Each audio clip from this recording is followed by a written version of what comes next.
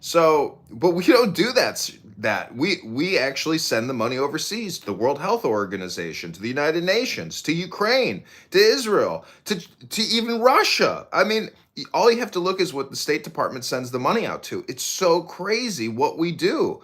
We literally go to work every day to send our money overseas to foreign governments and NGOs.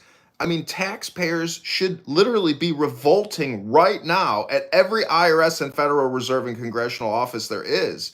We have been getting scammed and fucked hard 25 years. They sold out 50 years of your future. I mean, that's what they've done. Everybody should technically have a surplus at this point. Everybody should be born in this country with a $600,000 credit to go to college and have a down payment on a house. No, you're born into perpetual debt now in this country. I mean,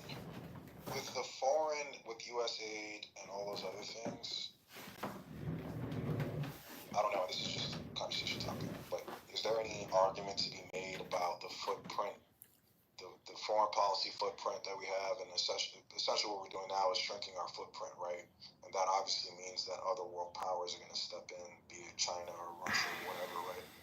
So was there just no value in those things and they were mistaken, or is this truly just a correction of something that, like, Why is China going to start footing the bills? Why is Russia going to start? Nobody wants to foot other countries' bills. These were bribes. These were payoffs. Okay.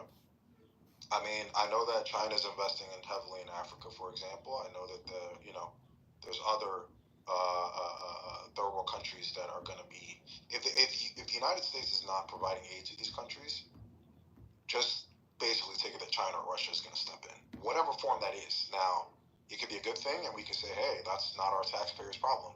At the same time, though, that there is a growing influence outside of America with that. So, if it's a calculated, hey, we're cool with it, but just keeping that in mind. I know, but paying for DEI weather climate change testing in Nigeria is not a priority of taxpayers in any city in the country. I mean, it's again what we were spending the money on. We weren't building some heavy shipping container in the west coast of Africa that we owned and operate, or rebuilding some type of new Panama Canal. I mean, these are terrible investments. You got to look at the ROI and the cost benefits analysis. The Democrats were doing funding fake education nonstop. All this DEI bullshit is education business. It's a scam. It's a fraud. It's theft. I mean, there are no arrests. One person has been arrested, some federal judge who obstructed some Venezuelans' deportation. That's it. We want arrests for fraud, for waste and abuse. I mean, Doge has uncovered supposedly $650 billion in waste. And losers were like, when are we going to get a Doge check? You think you're going to get some $5,000 check from the government? No, just cut the income tax. Get rid of the IRS.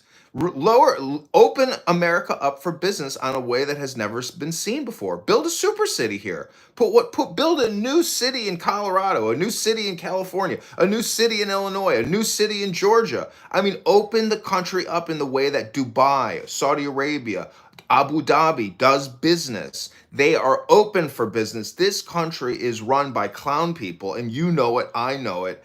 And every single time you see a congressperson on television quacking like a clown, I can't fucking believe that people keep voting for these people. So clearly, it's some type of a psychological communication hypnosis. Because basically, all these Congress people, all they are is content creators. They are digital creation entrepreneurs. That's all they are.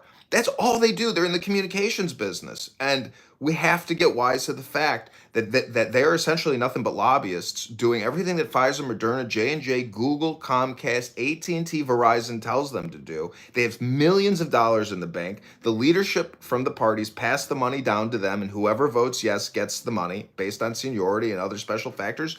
So you have to vote the person. People don't like Thomas Massey right now because he's voting no on the big beautiful bill.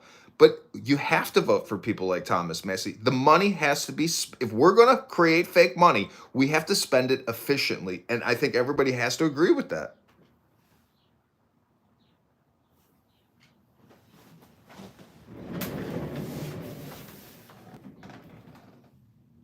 Well, if we're talking about spending, we listen. I mean, I guess you guys are aware of the credit downgrade that just happened, and